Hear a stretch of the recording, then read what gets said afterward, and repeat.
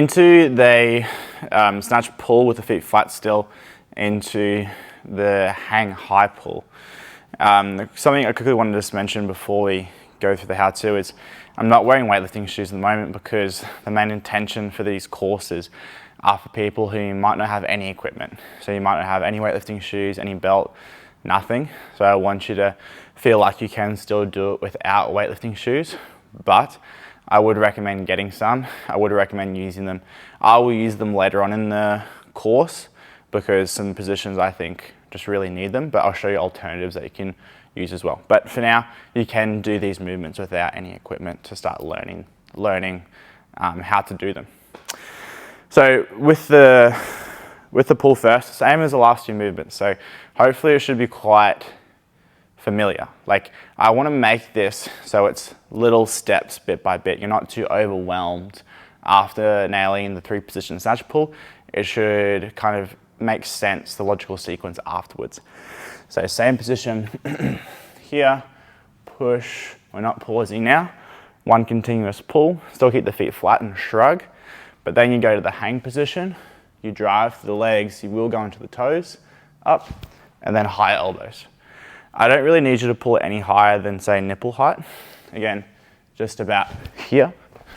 Just so you're keeping the elbows high and you're learning to create momentum into the bar now without jumping. So part 2 was learning to create momentum with the legs and jumping a bit. Now you're learning to create momentum, but you're still staying in contact with the ground. First part, snatch pull, keeping it close to your body, nice and slow and shrug. Then you're going to the knee, into that hang position, contact with the hips or like the thigh, up, high elbows. So you're staying over the bar. What it looks like from the side, nice and controlled, extending to the knee, extend, high elbows. So with this, I'm still trying to get the hips to do most of the work and the legs. I'm then just following through with the arms. So 1 pull, legs and shrug, to the hang there, legs up, and then getting tall. So it may seem a bit weird now to go into the toe, but it should be a byproduct of extending well with the legs. Here again, take your time, like that, then up and through. With this one, I don't need much load here either. So the snatch pull and the jump, keep it light. I would suggest probably a similar weight for this movement. You can maybe go a little bit heavier. In the no talking demo before this video, I showed you with and without weight, just to give you a bit of context of what it would look like with some load. Again, maybe keep it 30 or 40 kilos. You maybe bump it up a little bit, but the main tool here is keeping the bar close to you. I'll go through some issues of what that looks like when it's not close in the next part. But the main patterns here and the main sequence that I want you to understand is what does it feel like? What does it feel like to do it well? And where's the bar meant to be? If you can do that when the loads are lighter for higher reps and getting the movement pattern correct, then when we start to add load for other variations of the snatch, it's going to click and it's going to make sense where that bar needs to be. In the common mistake section now with the snatch pull into the high pull, so the things that I see with this is people tend just to try to muscle it a bit too soon. Some of the later progressions will be like a muscle snatch, for example, where you will have to feel what that is like. But remember, the overall concepts and the main things that I see people struggle with is learning to use the legs, learning to create momentum with the lower body, and then in some ways learning to relax with this movement. With Olympic lifting, you have to create tension and create force, but you also have to relax and absorb force. Rather than say, I would imagine a deadlift where you have to create a lot of tension, a lot of force, you're not really relaxing at all.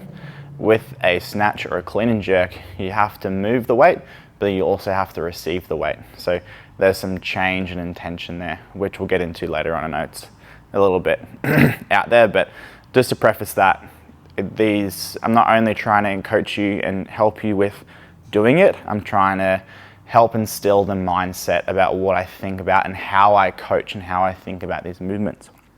So as we went through before, just classic mistakes can just be hand positioning, feet positioning. So make sure you're still quite particular about keeping your hand grip the same, keeping your feet positioned the same, keeping the chest up, eyes forward.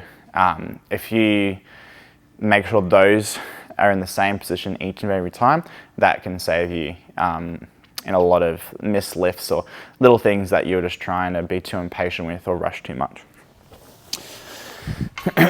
So again, grabbing in that wider position, eyes up, one pull, feet flat, keep the bar close to the body. Okay, some mistakes I see here is people will just tend to rush it like that or come from the toe. Remember, we want to go nice and slow, make it smooth, contact the thigh, extend at the hip, keep the feet flat. I do like to keep the feet flat, remember, just so I teach you to extend everything else before going into the toe. Going into the toe should be the last thing that we do, so I do this position to help reinforce that. So make sure you really control the tempo for that one. Then for the high pull, so what I see a big issue here is people will just pull it, but the bar goes away from them, so the elbows aren't high. You can't really see it yet, I'll show you in the side position, but you should really kind of stay smooth with the bar and keep it close to you, but keep the elbows up. So you're still shrugging, but then keeping the elbows tall and feeling kind of like a scarecrow position. That's the thing I think about. From the side view, if we go through the first part, I don't want to see something too rushed or clunky or just not smooth.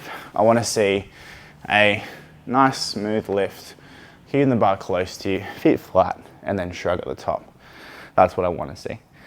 Then from here, I don't want to see this where you're pushing it away from you or the elbows aren't over the wrists. I want to see extension up and keeping it close to the body. When you do that, it should kind of lift the shirt up, or it should kind of come through this part here. I don't want it to go out and away. This position as well, as you're creating momentum, can some ways feel like you're gonna jump, but you're creating a sensation of staying in contact with the ground and then getting that force through the bar and then carrying it up. So I'm not being too stiff with my arms. I'm pulling with the arms once the bar has felt that momentum. So when I did the jump part, the jump showed you don't have to do anything with your arms and the bar will start coming up. Now you're extending with the legs, carry that momentum, and then pull with the arms to continue that rather than initiate it. So what I mean by that is someone who would initiate with the arms, where the arms are bending too soon and it's stiff and it's not the right sequence. What I want is legs up. So you do hip extension and then the elbows come high. Like that, not like this, where that's a lot of shoulder.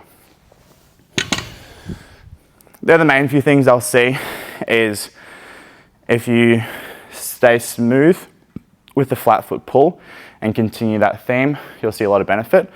If you then, with the high pull, keep the elbows tall and over the bar, not muscling it too much. Legs extend first, stay flat, then you go onto the toe and bring the elbows up.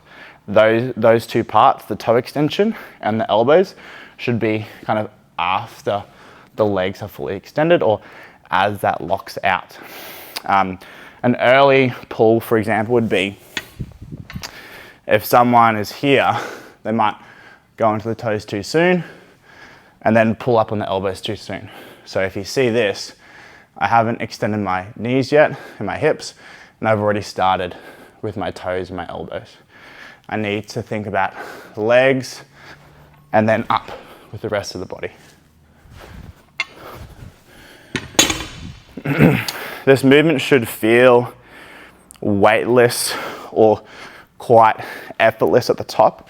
I want it to feel smooth and for it to flow. The biggest thing with snatching and clean and jerks is we should have a sense of flow and it should be smooth. If it's too clunky and we're muscling it too much or we're too rigid, then that's something we want to adjust and make it and iron out some of those kinks. So this is the end of the first 3 parts. I would suggest take these 3 exercises, work on them for a bit, add them into your training, just get a feel for them, and then you can continue with the rest of the course. Or you may continue all the way to the end and then take it away and start adding it in. This is a really good exercise. Hopefully you get some benefit out of it.